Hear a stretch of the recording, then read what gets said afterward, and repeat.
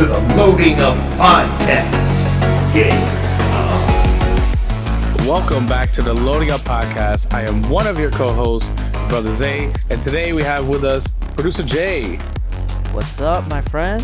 What's going on, man? Before we get into today's show, though, let's talk a little bit about our sponsors. We have Dovey Energy Drink, where you can save 10% on all your products at checkout if you use code LUP. And also, NordVPN, there's links in the description where you can click the link and save up to 67% off on a 2-year subscription.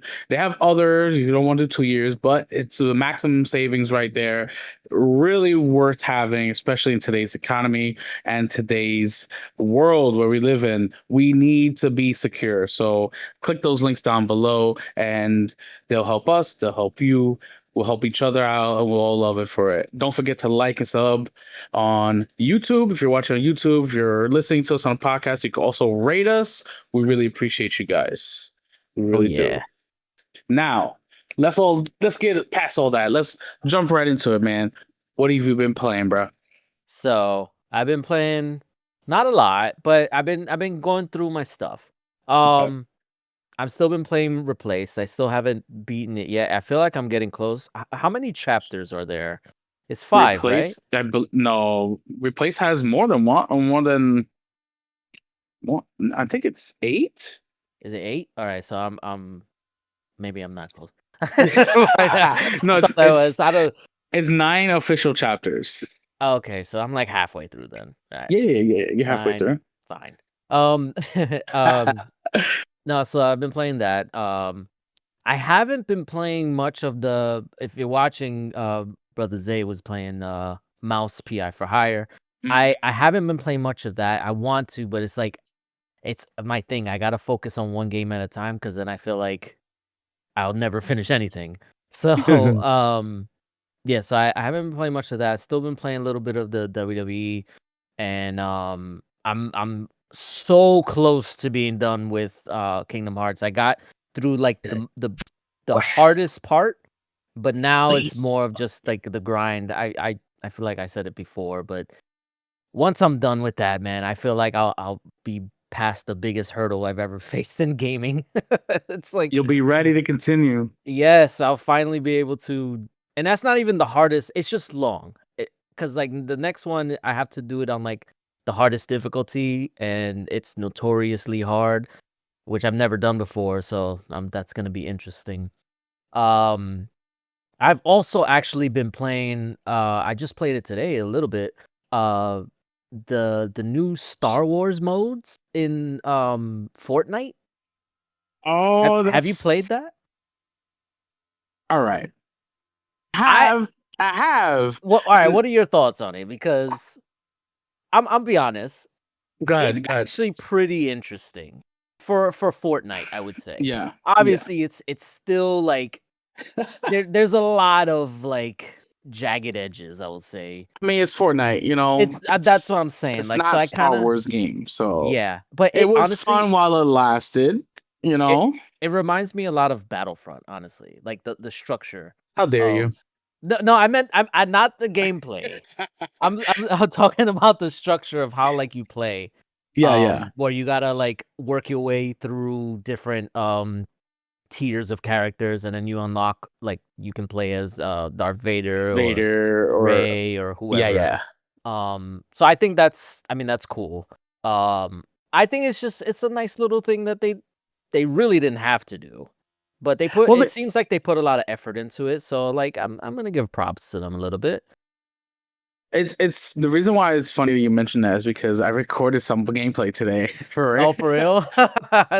So I was playing it earlier today, and while it wasn't bad, of course, like I think it was like maybe because they tell you how many people were in the lobby. It was like 60,000.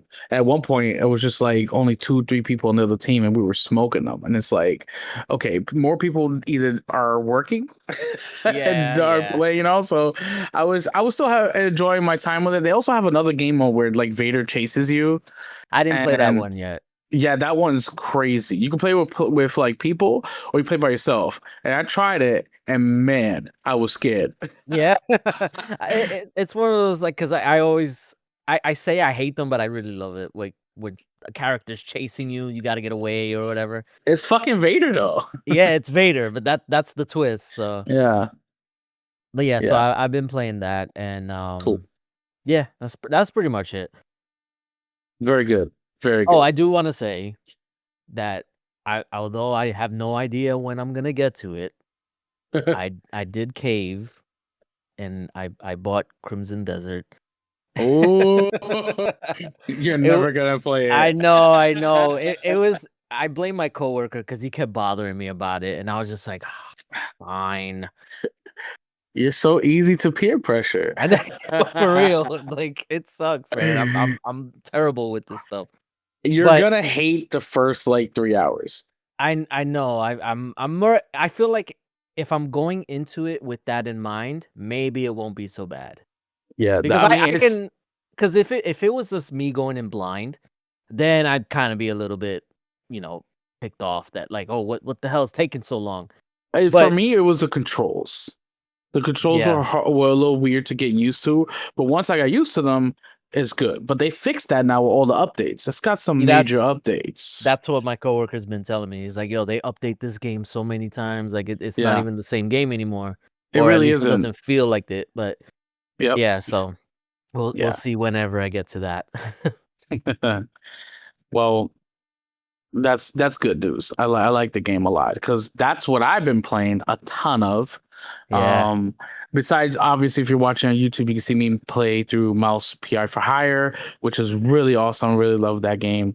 The voice acting is top notch. I love Troy Baker. I've been also playing Crimson Desert. I've been playing some Aphelion that just came out on Game Oh, yes, I Pass. did play a little bit of that too. I forgot to mention. I didn't get Yes. many, like, I didn't get far in it, but I forgot that it was coming out, and then I Yeah. downloaded it. I was like, "Oh, shit." It's given very much interstellar vibes for me. Yeah, I feel like And that like was the intent. I'm in chapter 9. I'm pretty deep in.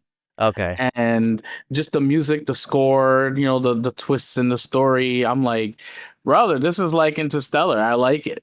Yeah, this is another banger from Don't Nod, I feel like, because Yes. the a lot of people, they kinda slept on them because they were kinda like the B studio for the Life is Strange games, but, even then, I still felt like they were good games. Wait, the B Studio, they did the first Life is Strange, Oh, which that's was the right. best That's one. right. It was the other, I got it mixed up.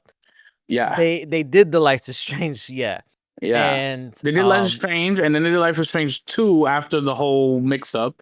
yeah, And then they did a whole bunch of other. They did the Banishers. They did a bunch of they games. did a bunch of different games, yeah. But yeah, but they stuck to, like, kinda one genre, that, like, Yeah. storytelling genre. But what really showed me that they can do other stuff was actually, let me double check because I don't wanna get it wrong. Uh, Let me see if that was them. Pretty sure it was them. Uh, it's why can't I find it? Okay, yes, it was them. It's the game, Jusant. Oh yeah, Yes, Toussaint. the climbing game, and that Yeah. was, like, the first time where, um, I saw that they can do more than just, like, the storytelling games, and I feel like this is kinda like, I don't wanna say it's bridging the 2 together, but it's more story-based while also taking aspects of that, because there is, like, you know, what's the word I'm looking, like a not platformer, but, there's more to it than just the story, you know? Yeah. Um, so, yeah, no, don't nod. Don't sleep on Don't Nod. Facts. Facts. They do some good stuff, man. They're a solid studio. And it feels like with every game that comes out, they're sort of evolving with like their graphics and everything. From you can tell that difference from Life is Strange, the very first one, all the way to Aphelion now. It feels like they got like a major upgrade with their motion capture and everything. It's really good. Yeah, they also did, well, this was a long time ago. They did, Remember Me. That Hmm. was like a PS3 and 360 game. Yeah. But Yeah, they do a lot and they do good work. yeah, they do good work, so Yeah, they do. Um, that's really all I've been playing. Nice. Those are the games that I'm stuck on Crimson Desert. I actually was playing last night and got up to a point where I had gotten stuck in a story mission and I couldn't do it, so I stopped doing all story missions and just kept doing all the side stuff. And I went back at like 1 a.m., figured out what I had to do, and I was like, "Oh my God, this was so easy." What was I thinking? That happens, man. You wake up in the middle of the night in a cold sweat. It's like, I got it. Yeah, exactly. But in tradition that we're starting, we started last month. We're gonna start continue doing it. Was talking about games that are coming out this month. So we got a few good games coming out. Some games we're looking forward to would start on May 7th. We got Mixtape coming out to all platforms. Should be on Game Pass Ultimate as well. I'm Yes. looking forward to that game. It looks really fun. 90s aesthetic, skateboarding angst, teenager angst. It looks good. Yes. Looks good. And also actually tomorrow, May 5th, or May 5th, if you're listening to this on YouTube, May 5th, Dead as Disco will be releasing in early access on on Steam, and I've played the early access, like the beta. It is really fun. So if you like music and beat 'em up, it's a good game. Yeah, I think you recorded some I for did. one of the episodes we Hmm. did. Yeah. Yes, I did. Supermassive is aiming for the stars in the next Dark Picture games, as the anthology series is boldly going to the cosmos with Directive 8020 on the 12th. That game, Ooh, that's the space game from the people did Dark Pictures anthology. They yeah. did they're Man of going. Medan and all of that. Yes, the Man of Medan series. They're going to space. We've seen trailers of that. It looks very scary. Yes. Looks very scary. It looks very scary. Indiana Jones and the Great Circle is coming to Switch 2 on the 12th. We also have Darksiders War Mastered Edition is coming out for PS5 and Series X. It's gonna have Oh, upgraded it's to actually 4K. getting, yeah, it's gonna be remastered for current gen. Okay. Yep. Damn, It's I gonna be wonder, remastered. because I remember a while ago I bought those games. I wonder if I get anything. I doubt it. I don't think they're Probably gonna do not. free upgrades. Yeah, probably not. Yeah. But we have that was on the 19th. Also on the 19th, Forza Horizon 6. The big Forza Horizon. Here we I go. can't wait for this game. It's coming out May 19th. It will be day one in Game Pass. You can also buy it on PC as well. It will be a play anywhere title. It's going to be set in Japan. Super stoked about it. What I'm not super excited about is that 160 gigabyte update is coming with. Oh, jeez. Yeah. I Yeah. feel like every time, like it shouldn't shock us by now, but still, like these games are getting so big, and I wonder, like it. I know some of it is just because of like these games are just big, but like, is there no way to like make the file size like smaller? I'm not asking for like 360 levels of small, like where it was like 10 gigabytes on a disk, like, but 160 is outrageous. Listen, we're gonna be These, driving past the fucking mountains in Tokyo. You know what I'm saying? We're gonna be yeah. driving through the hills and it's gonna be a big If it game. if it's seamless, well, I mean, all the I mean, Forza it Horizon is. games are, so Yeah. I don't see why this would be any different. But like, I don't know. I feel like there should be better ways to go about it, but I guess the only solution is just more storage. More storage. Yeah, exactly. Delete a game you're not playing. More Delete a storage. There you game. go. Let's continue. We got Coffee Talk Tokyo, which I don't know if you've ever played the Coffee Talk games, but they're really fun narrative story games where you're serving coffee to a bunch of people, or demons and weird people, and it's a really nice little story. They're going to Tokyo, so it's not the only thing that's going to Japan this month. We also have Yoshi and the Mysterious Book comes out on Switch 2, May 21st, and we have Lego Batman: The Legacy of Dark Knight is the 22nd. Oh, that And is this month. yes, this month. And one of my most anticipated games coming out the end of this month, May 27th, is 007 First Light.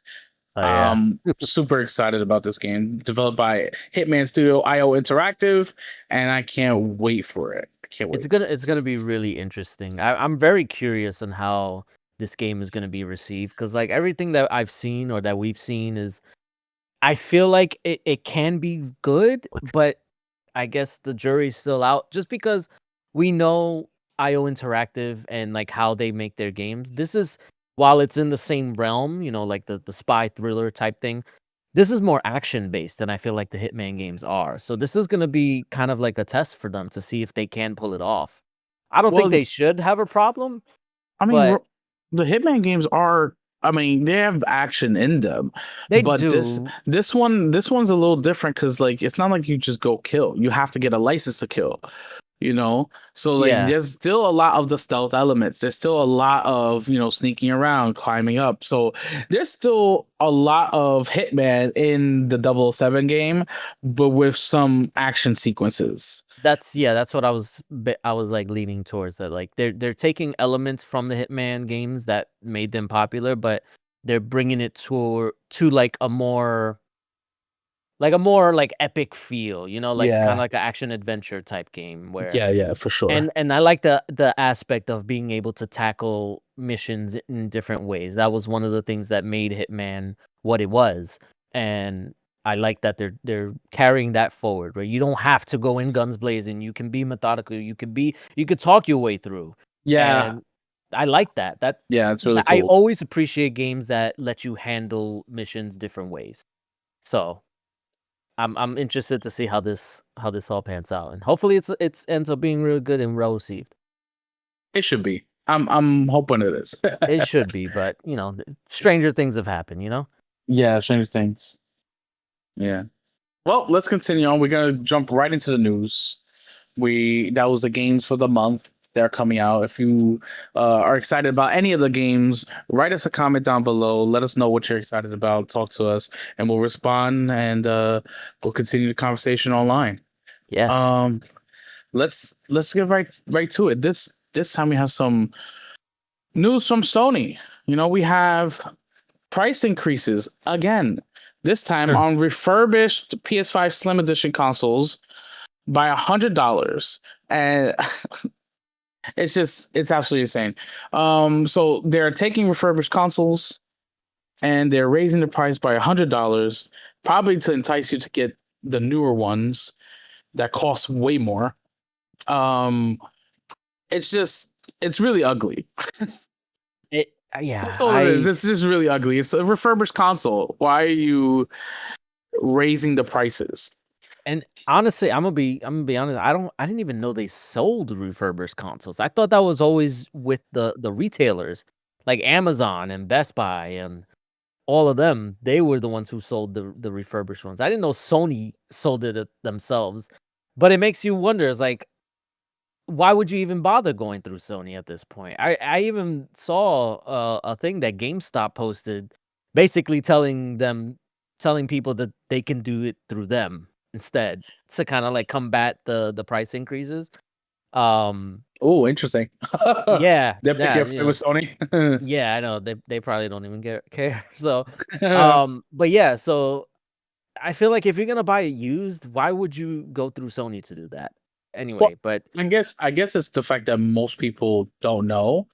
Maybe they'll go to Best Buy, maybe they'll go to GameStop, but they'll probably check Sony online first, and then boom, they well, see it. yeah, if you're looking it up, Sony would probably pop up first. So I don't know. I still like I get market conditions and global economy, all that stuff. It's causing all these price increases, but for like I don't think you should be doing it for refurbished consoles. Like I feel like that's kind of scummy. Like I don't know. Maybe it's just me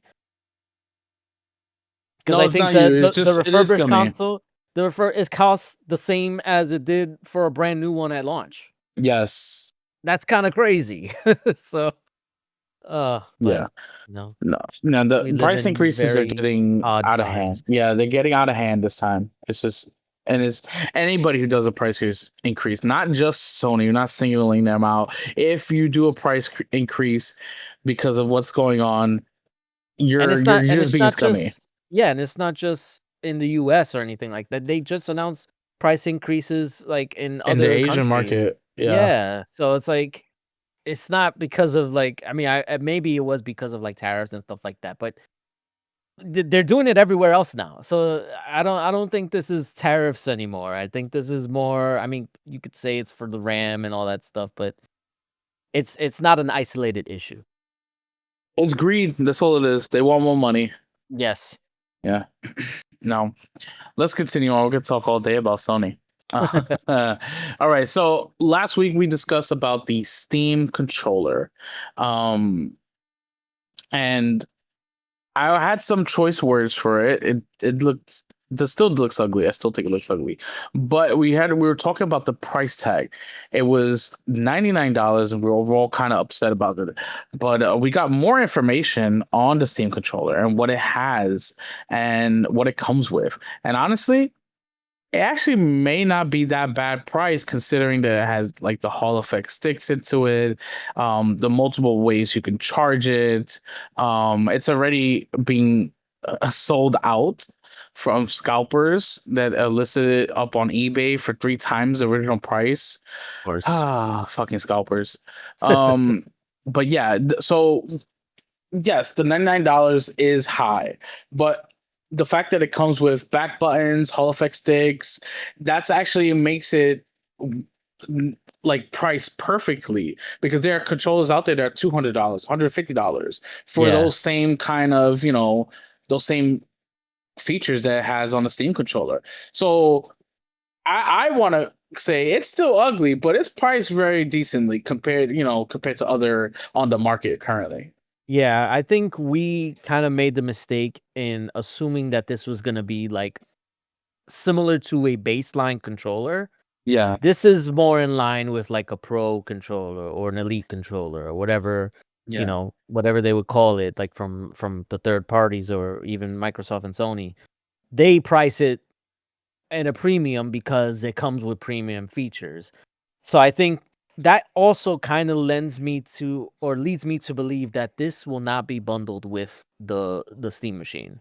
Oh yeah, I don't I think so either. Yeah, I feel like this is gonna be its own thing, which is why they're selling it separately. And the Steam machine will launch on its own. They'll probably have a bundle version with the controller, but you can also buy it without it. I'm assuming that that's gonna be the case because I think I think so because of the RAM issues. Like you don't need RAM to build a controller, so make as many as you can, push it out there, sell it, get it selling, and then when yes, the system comes on sale, people have the controller, they buy the system, and that's probably. it. Yeah, I think that's kind of what they're leaning towards. Get the controller into people's hands who are probably gonna buy the console as well. Yeah. Um, but yeah, so I mean, I still don't think it's for me. Obviously, because I don't really. I mean, I have a controller already. I don't think I need a Steam controller for that. But for those who want that stuff, then it's a good alternative. And like we said, it's appropriately priced. It's not a standard controller, which Yes. is a good thing. That's what I originally thought it was. I thought it was just a standard, regular ass controller, and I'm over here talking trash about it. I will say I looked or I saw like a I don't know if it was a review or a preview or whatever from some outlets who had it early, and they said one of the main things is that it while it has premium features, it doesn't feel premium to hold. Ooh, So like it feels kind of like flimsy. that's 'Cause you know not how, like, the good. the Elite controller, like, it has a weight to it where, Yeah. like, it feels like a premium device or peripheral or whatever. That one, the Steam controller doesn't. That's it can Uh, be a bad thing or not, I don't know. It just depends on how you like to hold your controller. That's the kind of disappointing. Yeah. You just pick up a hunk of plastic. Although, like even the regular Xbox controllers now, if you pay for like not the regular one, they have like the little updated one with the grips in the back. Like that has Oh, some weight yeah. to it, versus the regular stuff. So if you go to a Steam machine after having that and have that controller to that, it kind of will feel weird. It Yeah, it's really gonna come down to the durability of the controller itself. Like it can have all these features, but if it doesn't last long, then like it's kind of pointless. It Hopefully should they last long. it should. That's what I'm saying. Hopefully they took that in mind because a lot of, especially with like the Elite controllers, they can break, especially with the Oh bumpers. yeah. Hmm. So hopefully they took all that into account. I mean, they if they put Hall effect sticks on it, then I would assume they did. So So let's hope hopefully, so. like the triggers don't, break, or the bumpers or whatever, the back pedals. Um, all of that is like durability proven, or whatever the Yeah, case. yeah. I mean, I guess people will getting their hands on them soon. It's only just pre-purchase confirmed orders. It's not out officially for the public just yet. So it's just a matter of time. Yeah. Well, we'll hear more about it soon. Yes, we will. Let's move on. We have some Call of Duty news. There were rumors going around online saying that Call of Duty was going to be supported for the PS4 and the Xbox One. Um, we don't even know where these rumors come from, but we get confirmation from the Call of Duty Twitter page, official. Not sure where this one started, but it's not true. The next Call of Duty is not being developed for the PS4. And I guess that's good news. We're finally into next generation, you know? Current generation. Well, current, yeah, you're right. Current generation. Thank you. We're finally into current generations, you know? Like, this shouldn't be supporting PS4, Xbox One, you know? Those generations are in the past, and you shouldn't be holding it back. I think a lot of, I mean, I know it was more about revenue and publishers being afraid to lose out on potential revenue from last gen, um because the people weren't adopting current gen as fast as they thought. But now we're already talking about Project Helix and the PS6. Yeah. That's within the next couple years, and I think it's already time to just let last gen go. Like if they're not gonna transfer over, you got to give them a reason to. Stop giving them games, and then they'll come to the new consoles, or the current consoles. But I always had the theory that publishers were waiting until GTA 6 launched, like for sure, once it had a solidified date, because I know a lot of people now are getting the PS5 Pro and getting all the consoles that they need to get to play the game because it's coming out this year for sure, hopefully. Um no, first I think they said that it's locked in, or I forgot where I heard that in, but anyway. But yeah, I think they were waiting for that killer app where everybody had to get the new console or the current consoles. And I think GTA was that game. So now a lot of other, the sports games have dropped last gen. Um Now we got Call of Duties dropping last gen. I mean, we've already seen like single player games dropping last gen, but now the bigger titles are starting to drop last gen. So this Yeah, is so, good, and it should have happened a long time ago, yep. but it's just a little silly that like we're like 2 years left in this generation, and now we're finally dropping last gen. I mean, I think that's gonna happen with every gen. If you look forward, especially now with the RAM crisis and the memory shortage, so we're gonna be looking at even the next gen of PS6 and Project Helix probably going to be supporting Series X and PS5 for a long time. And that's So, what gets me scared because I don't want it yeah, to be long. If anything, it probably would be worse. yeah, yeah. So I mean, it's about time, but also like I expect this going forward. Yes. We'll have Yeah. a good, like I said, like solid 2 years where it's just Series X and S and PS5 versions, and that's it. And maybe Switch 2, depending. Boo. Um let's move right along, right? We have some news out of Xbox. they're releasing their game-changing update for PC, called the Xbox mode, releasing to everybody, not just the insiders anymore. So if you have handheld devices or a PC, latest Windows 11 update, Xbox mode experience rolled out. It should be available to all regions as of this recording.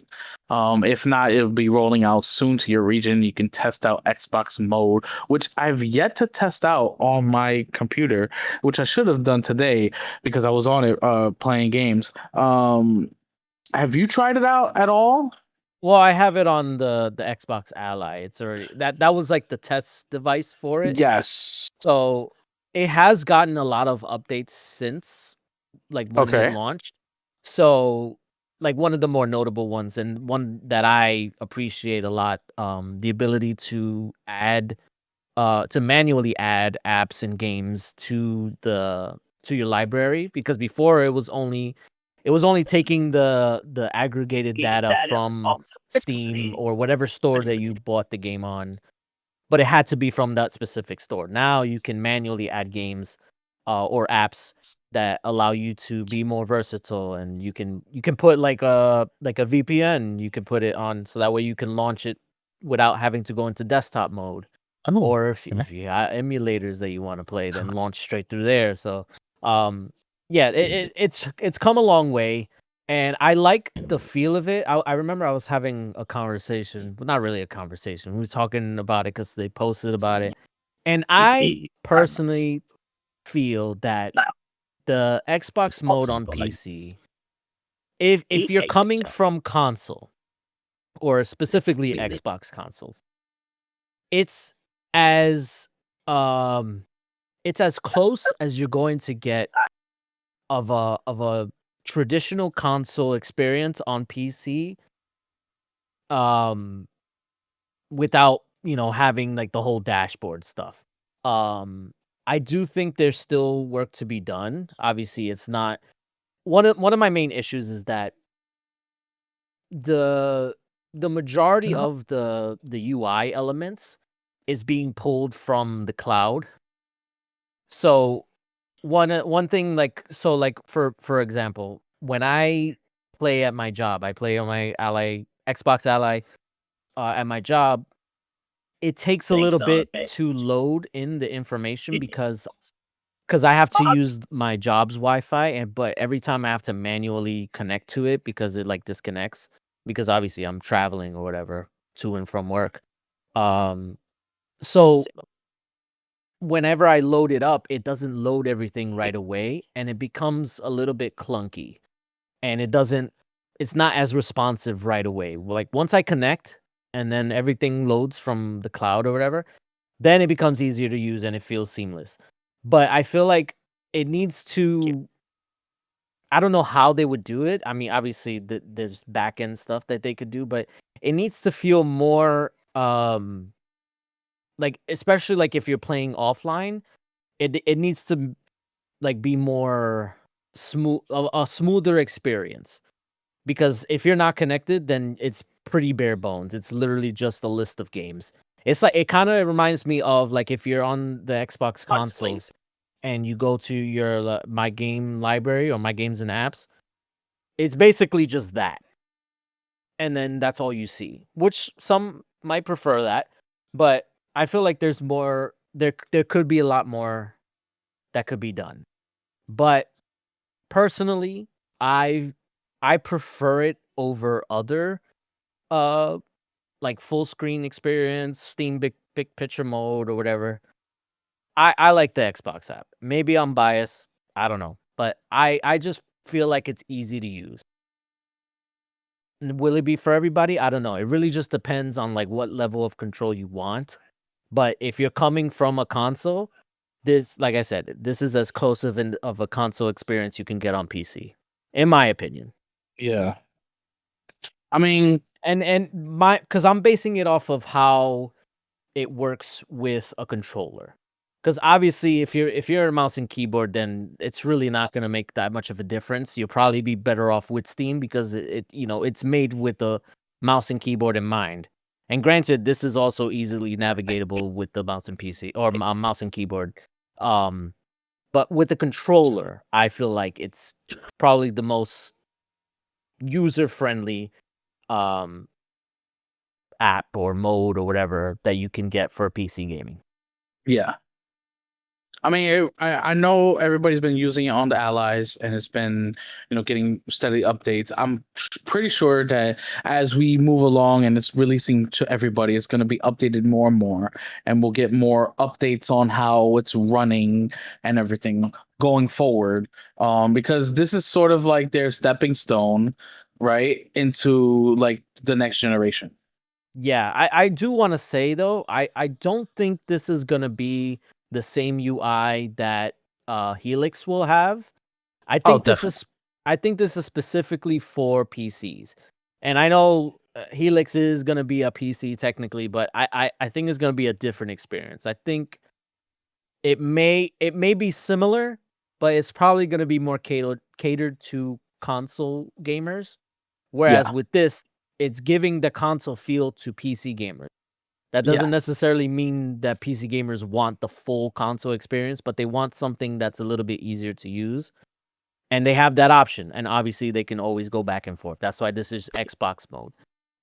What is interesting too is that I saw benchmark tests because this is supposed to be it's supposed to relieve or alleviate some of the resources that PC has or PC utilizes, and it shuts down non-essential tasks for gaming on Windows, and supposedly it gets a pretty good performance boost. I think it's somewhere in the range of like 10 to 15 frames per second.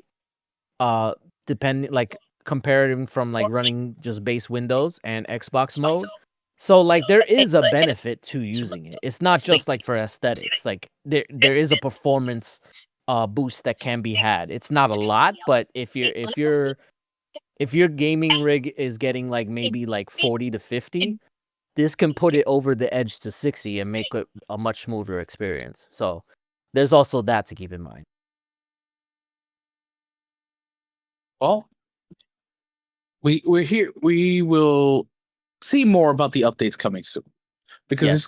it's gonna keep going. Oh yeah, They're not stopping. yeah, they're definitely gonna keep iterating and they listen to feedback. That's the main important thing. Exactly. Exactly. Now let's move on to more Xbox news. We have Xbox news from the report of Alinea Analytics. They came out and stated that Xbox games on PlayStation have made a staggering amount of money, and the total amount was like $650 million. Most of that coming from Forza Horizon 5. The next one was Sea of Thieves. Live service games. It kind of makes us think and makes us wonder: is it enough to move the bar so they can stay multi-platform? So we had a discussion about this in our chat.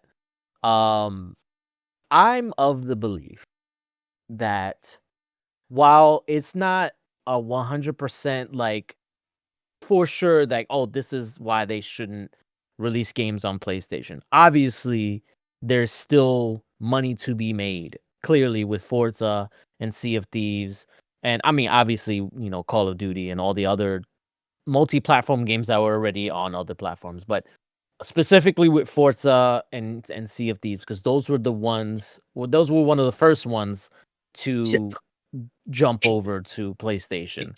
Obviously we had other ones too, like the single player ones. I think, what was it? It was Hi-Fi Rush. I think Pentiment, Yeah. and there was other ones I forget. Grounded. Grounded, yes. And then Sea of Thieves was the other one. Those were the first just 4 games. Um, but yeah, so I think ultimately this was an experiment. It really tested the limit of like how much the Xbox brand can withstand. Because obviously those games were supposed to like help the not just the console but the brand because for the longest time the running joke was that Xbox got no games. So Xbox finally got games and then they didn't have any games anymore because they all went to PlayStation.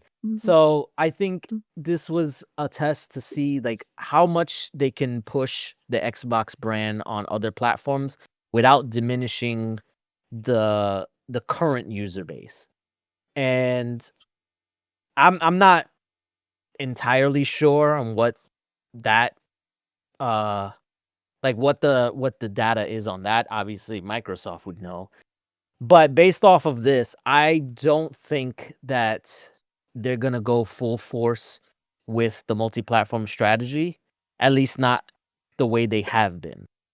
I think there's still some room for exclusives, especially if you take into the account that they are trying to launch a new console next year. Assuming next year, we don't know for sure, but I'm gonna assume that it's next year, just based off of when they're selling the the dev kits. The dev kits. Yeah. Yeah. But I do think that in this day and age, especially because Sony and Nintendo have basically cornered the market in terms of like what you need to do to sell a console. Exclusives are essentially not they're like a necessary evil, I guess. While I do believe that not being exclusive is better for consumers overall, it only works if everybody is also doing it. I think the original plan probably was to have PlayStation eventually go multi-platform, and they were kind of leaning in that direction with their PC ports. But then rumor has it that they stopped, although they haven't really commented on it. They haven't confirmed anything, but that they stopped putting their games on PC. We'll see if that turns out to be true. But I think that's what Microsoft's goal was, is to get PlayStation to do what they're doing. So that way it becomes more of a competition with hardware as opposed to software. So that way gamers have more choice in what game on what platform they play on, as opposed to being like, oh, that game has that exclusive, I gotta get that platform. Whereas they could be okay, they both have both games, or they both have this game. What does the PlayStation offer that the Xbox doesn't in terms of like features and hardware? And that's kind of what happened like with like smartphones and Android and iPhone and all that stuff. Like it stopped being about the features, or stopped being about the software, and started being about the features of the phone itself. And same thing with like Windows and Mac, or not iOS, Mac OS. But they both do essentially the same things. It was just how they work is what people prefer, and that's ultimately what it should be. But I think in this situation with consoles, it kind of needs to have exclusives, at least for now. I don't know what the future holds for Xbox, but at least right now, and based off of the messaging that Xbox seems to be giving off, they're probably gonna go back to somewhat of like an exclusivity thing. I don't know if it's gonna be timed. It most likely is gonna be timed. Or maybe there might be some that are just full on exclusives. I don't know. But I feel like this kind of leads, like this data of like the sales charts kind of makes it seem like Xbox might rethink things about their IP on other platforms. All right. So that was I a think long-winded answer. it's okay. It's okay. I think I'm of the other mind, right? This is a company that wants to make money, right? $650 million extra just because they put the games on PlayStation. Maybe it's not all the games, right? Maybe they're gonna keep some exclusives. That's fine. But to just wipe away $650 million because of brand damage, I get, it's people have been saying that a lot. They're wondering about if it hurt the brand in general. I think overall they'll hurt the company more if they're not making more money, Now, if we listen to reports, they say that they don't have to make the whole 30% profit margin anymore, thanks to Asha Sharma and like her dealings on the business side. But either way, companies want to make money, and an extra $650 million for some ports is not, that's not nothing. That's something, Yeah. and these companies want that. They want that green. Yeah. And they're not Xbox green. They want green money. That's So that's kind of like the only thing that like it's hard to wrap my head around because like I'm just going based off of like what Asha Sharma said when she first took office or took the seat of CEO, where she's like she wants to get back to Xbox and yeah, back to the renegade spirit, all that stuff. And like if that's the case, like you have to take all of it. You can't kind of half-ass it. And I think that's why I'm leaning towards the idea of exclusives coming back. The only thing I can't really like wrap my head around is the sales of games. Obviously, I mean, as good of a service and as consumers friendly of a service as Game Pass is, let's just be honest. It does cannibalize sales. Like I know we don't want to admit it. I know we try to like, talk our way out of that thought process, but it's true. More people will sign up for Game Pass to get a game, a first party game, than they would to just buy it. Because it doesn't really make sense. If you're paying for the service, it's on the service, just play it on the service. Um, that's the only thing that like I can't really figure out. And granted, it's not my job to figure out. It's for Microsoft to figure out. But if they were to go back to some type of exclusivity, Yes, then. how would they justify it if they aren't going to make those sales on Xbox? Because it's gonna be lower sales on Xbox. So my idea is not a popular one. I don't think it would be something that they might try. It could. I don't know. But it would be a very hard sell. But maybe getting rid of day one games on Game Pass might be the only way. shut your mouth. I'd You listen. Shut your mouth. I know it's not ideal, but if they are trying to solve the issue of the lack of sales, and if they don't want to port games or all their games on PlayStation to make those sales, you kind of have to sacrifice it elsewhere. And They sacrificed Call of Duty already. I know they did, and clearly it wasn't enough because people were complaining about that too. But I think ultimately it probably will come down to whenever they decide, and I fully believe that this is gonna happen, that they're gonna make Game Pass an a la carte service where you pick and choose what features you want. And I do think that day one games will be like an add-on to the Game Pass subscription. And I feel like it might be the way that it depends on how they market it, but I feel like if they're going to do that, it, having day one games is going to be a hefty price. So like it may end up being probably more than what we're paying now, but 30? maybe not more than 30, maybe like 25. But the base I price could live with that. will go lower. I can live with that. No. And that's what I'm saying. Maybe it really just depends. I think if they can market it as Game Pass getting cheaper overall, then I think people will accept that. Maybe some will say, "Oh, but I'm getting less for what I used to get before," but you're being able to pick and choose which features you want. So let's say you want day one games, but you don't care about EA Play, you don't care about Ubisoft Classics.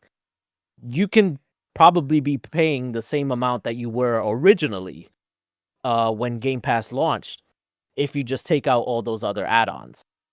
And that can be a way to kind of justify it. But I do think they're going to have to make up that revenue somewhere. And it's either you take day one games off or you make it an option so that way more people who don't care about getting day one games can just buy them. I don't know who would do that if they already have Game Pass, but it would be an option for them.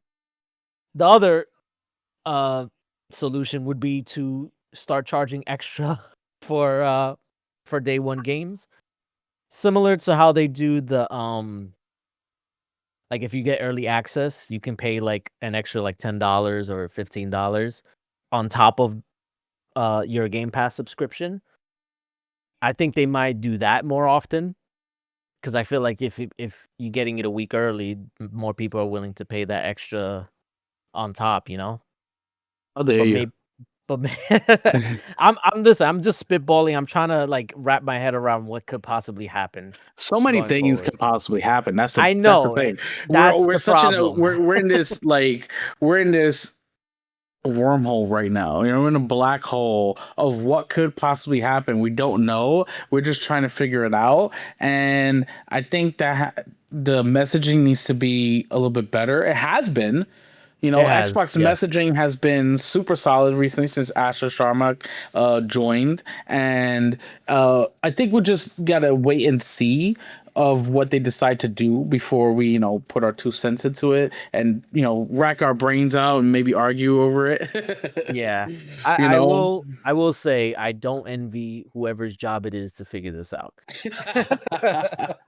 imagine. I can only imagine. Yeah. It's Yeah, not an easy thing to do. no, not. Well, that's why they get paid bigger than us. Oh yeah. Oh yeah, exactly. All right, the last let's get into the last bit of news. It's about the Xbox, and it's announcing the game dev update for spring of 2026. Now, it's not too much to discuss here. It's all about game devs and their updates and what they're going to talk about with next generations, particularly with Project Helix and the game developers. Now, the reason why I wanted to talk about it was there was rumors going around saying that of all the things that are changing over at Xbox, Project Helix, we thought for a long time was going to have third-party stores like Steam and Epic. But with all the changes and with the exclusive rumors coming back, will that actually happen, or will it just be consoles related? Will we only have Xbox on there now, or will Steam or Epic or something third party stores see their light of day on Helix? There's a lot to discuss. There's a Yeah. lot to figure out for Helix. I think that's why they're doing the dev update, because they even said themselves they're going to be updating the series console and people updating us on the Helix like every 2 weeks. It's been getting insane. So we are at it seems like every week we're getting new updates to the consoles, and we're getting every other week we're getting new updates on Helix. There's a lot that they're discussing, and there's a lot we need to know, and I really want to know, will we have Steam on Helix? I feel like it would be a very hard sell to market the Project Helix as a console PC hybrid Yeah, without the ability to play Steam games. you're right. But if I they also want to make it exclusive and focus on the Xbox store and the Microsoft store, do you allow Steam and Epic to be there? Nobody cares about Epic. Steam. Yeah, yeah. Maybe put GOG, like, they're probably more, beneficial to have than Epic. Um, Facts.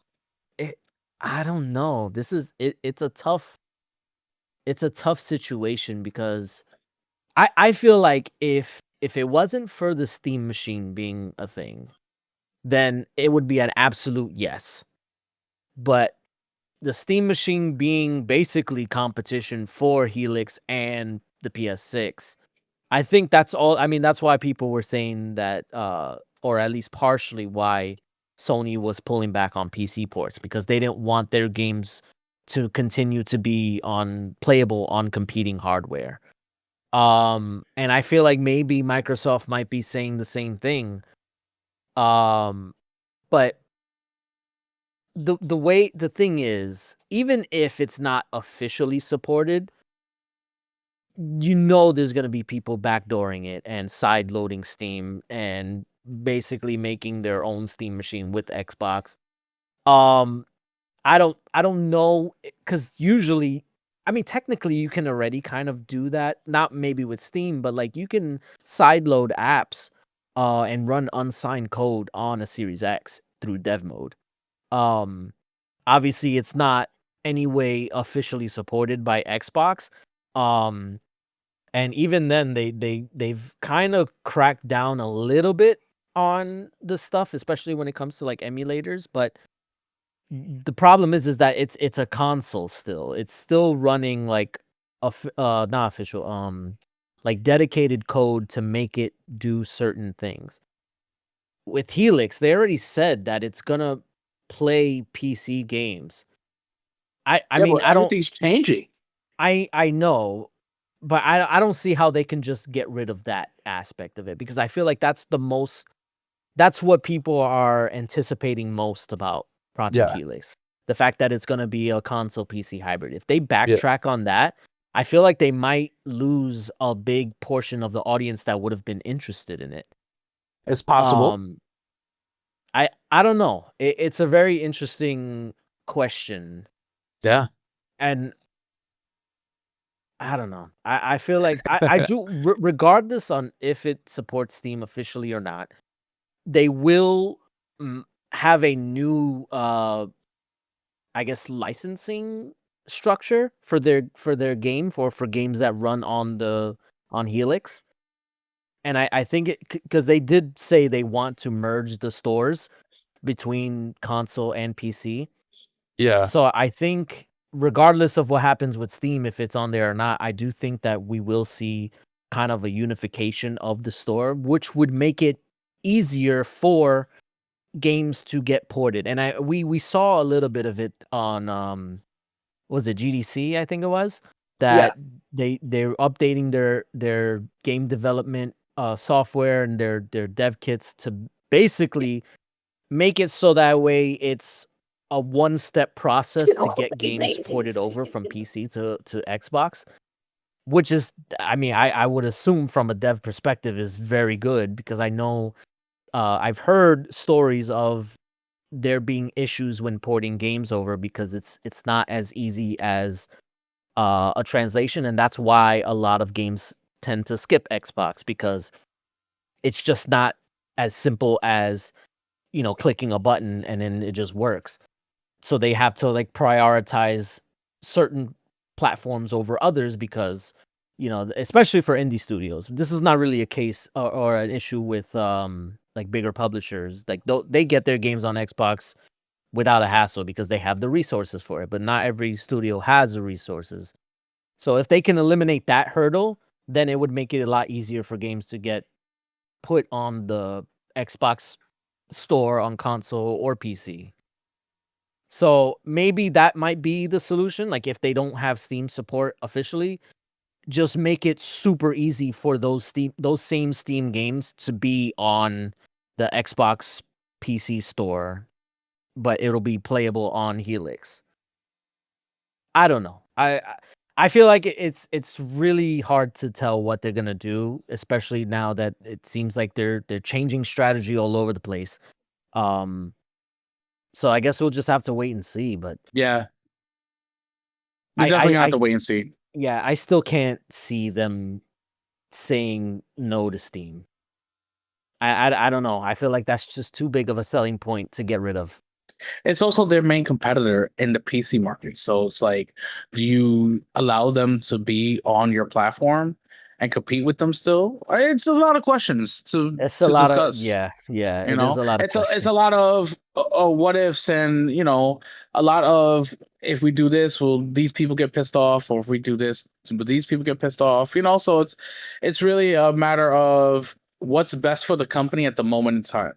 And Right. that was my big question. What will the Helix do? Will they change things up to fit their new narrative with Asha Sharma, or will they keep things similar to what they already discussed?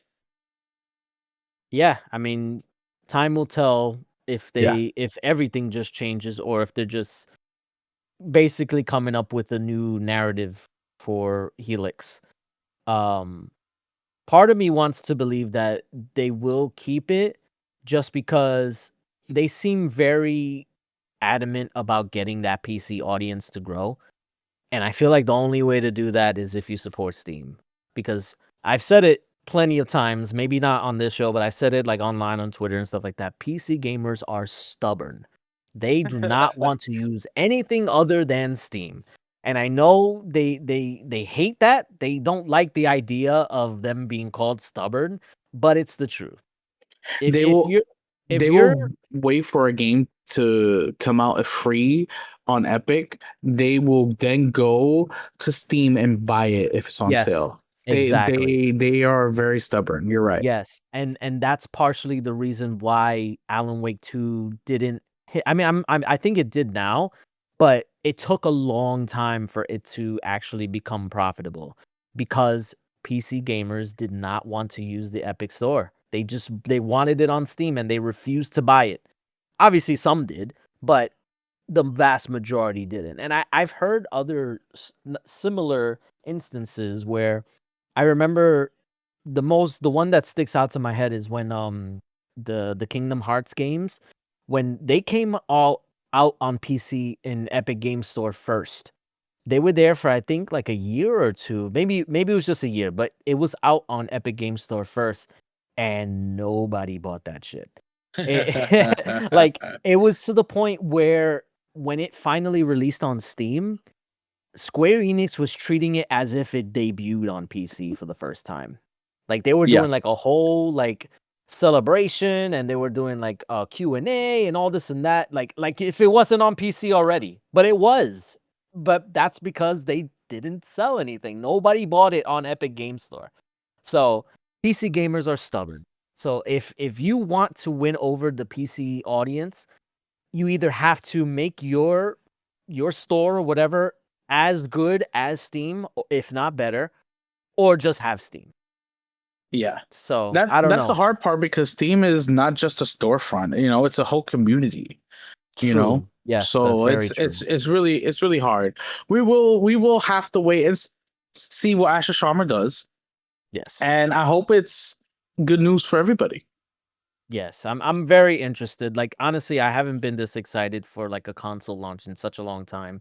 Even like with the Series X, like I was hyped, but I feel like this is something different because it seems like a turning point for Xbox, and I feel like we've been through this before, but I don't know, something's different. Maybe I'm being naive. No, it's you know what? I feel it too. I was excited about the Series X when it first came out, and I got it, and I love it. I'm still running my launch Series X. I wouldn't trade it for the world, but like there's something about a new piece of hardware potentially coming out and seeing all the new stuff about it, this new energized, feeling about X behind Xbox. It's really pushing me to want it, to buy it. Like I Right. want to get this right now. Same. Bring it out. Bring it out. Let's go. Same. And I'm You know? hoping at the showcase we get like a tease of it. Ooh. Yeah, show us the concept. I'll be cool with that. Yeah. You Or maybe know? we just get the name. No, maybe it's too early for the name. No, it's too early. Helix with the logo is fire. Okay.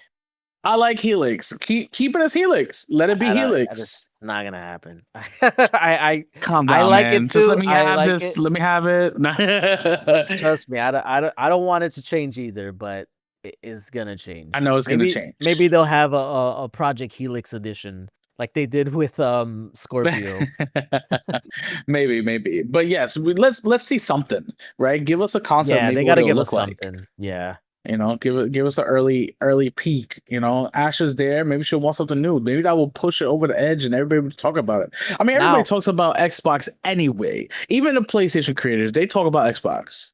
so I do want to. So I always said that if Xbox really wanted to have a leg up on on just anybody like PlayStation, Nintendo, whatever, that they would have to take a playbook out of the 360 era and launch early. And that's why I think they're gonna launch next year. I know there is rumors that the PS6 might launch next year as well, but why not? Because if you look at Nintendo, I think both the Switch and the Switch 2 launched earlier in the year, and they had all the publicity, they got all the attention, and it was around E3 time. Well, for the Switch 1, but like they had all the attention. Everybody's eyes was on Nintendo, and they were able to capitalize on it. What if?